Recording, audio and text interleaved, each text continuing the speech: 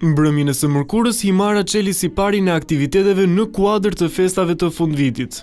Këngë, valle dhe muzikë polifonike shoqëruan natën e Himara Excellence Awards, një aktivitet që përfshiu të gjitha grupmoshat e qytetit turistike. Yjet e ekselencës himariote u ngjitën në skenë, ku u shpërndan më shumë se 120 çmime, ndërsa nxënësit e shkollave përbënin kategorinë më të madhe të vlerësuarve. Me rezultate të shkëlqyera në mësime, nxënësit u nderuan me titullin më të mirët. Kultura ishte një tjetër fushë vlerësimi, ku vend të veçantë deri zuri grupi polifonik i Pilurit dhe ai i Himarës. Ndërsa në sport, Bashkia kishte përzgjedhur ekipin e vajzave të volejbollit të gjimnazit, të cilat kanë dalë fituese në të gjitha kompeticionet sportive të zhvilluara me ekipet e shkollave të vendit.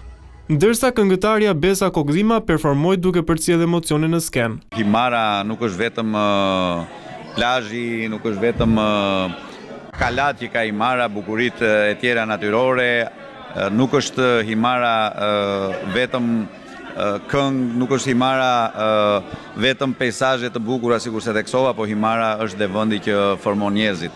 Dhe pikërisht kemi zgjedhur sot përveç të tjerëve të nderojmë dhe të vlerësojmë nxënësit ekselent të shkollave, të cilët janë krenari e Himarës, por janë e ardhmja e kësaj bashkie, e kësaj treve. Mëngjesi Krishtlindjes ka qenë i veçantë në Himar, një babagjysh që vjen nga ajri, një surprizë e bukur për të gjithë në një ditë feste.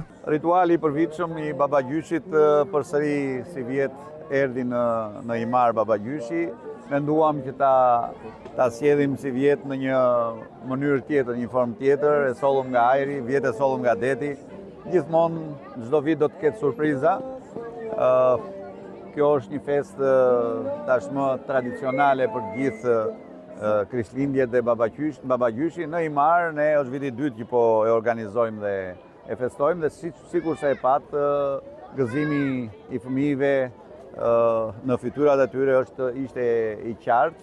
Mes gëzimit të festës dhe këtij momenti të veçantë nuk kanë munguar urimet nga fëmijët dhe banorët e Himarës në këtë Krishtlindje.